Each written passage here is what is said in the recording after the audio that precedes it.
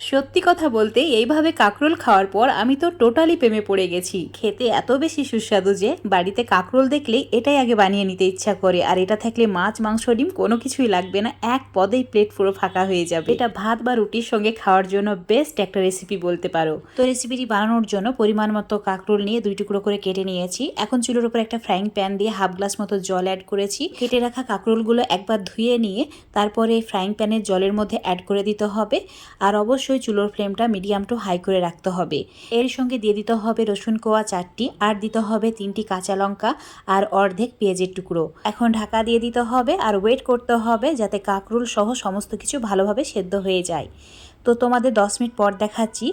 10 মিনিটের মধ্যে একদম জলটা শুকিয়ে গেছে আর সমস্ত কিছু ভালোভাবে সেদ্ধ হয়ে গেছে।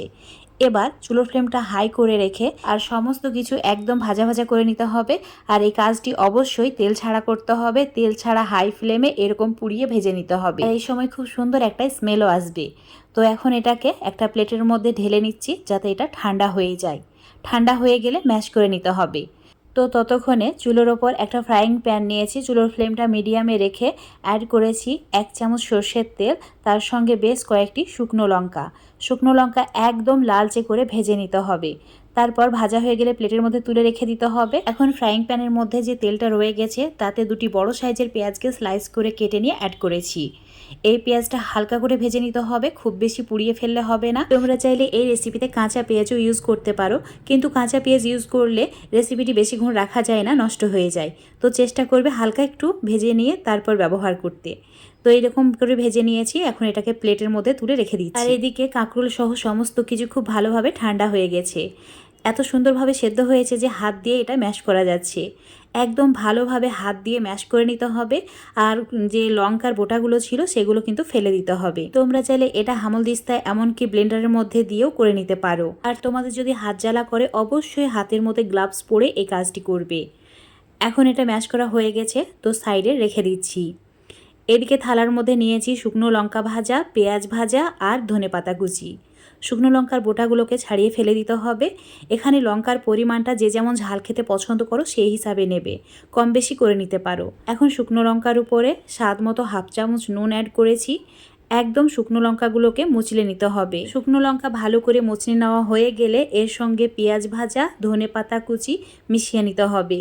আর এই কাজটি একটু সময় নিয়ে করতে হবে। যত ভালো করে মেশানো হবে এই রেসিপির স্বাদ তত গুণ বেড়ে যাবে। এখন এর মধ্যে অ্যাড করে দিচ্ছি ম্যাশ করে রাখা কাঁকরোল। সমস্ত কাঁকরোলটা এর মধ্যে অ্যাড করে দিয়ে আবারও ভালো করে সমস্ত কিছু মাখিয়ে নিতে হবে।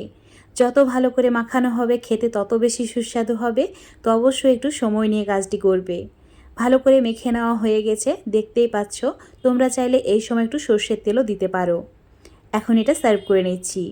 আজকের এই কাঁকরোল ভর্তা রেসিপিটা তোমাদের কেমন লেগেছে অবশ্যই কমেন্ট করে জানাবে। রেসিপিটা ভালো লাগলে লাইক, শেয়ার, কমেন্ট করে দেবে। ফেসবুক পেজ থেকে যদি রেসিপিটা দেখো অবশ্যই পেজটাকে ফলো করে নেবে। আর ইউটিউব থেকে দেখলে চ্যানেলটাকে সাবস্ক্রাইব করে রাখবে। আমার লাইফে যত রকমেরই কাঁকরোলের রেসিপি খেয়েছি সবচেয়ে বেস্ট রেসিপি এটাই। আর এইভাবে যে কতবার বানিয়ে খাওয়া হয়ে গেছে তার কোনো হিসাব নেই। আজকের রেসিপিটা অবশ্যই একবার হলেও ফলো করে রান্না করে বা ভর্তা করে খেয়ে দেখবে।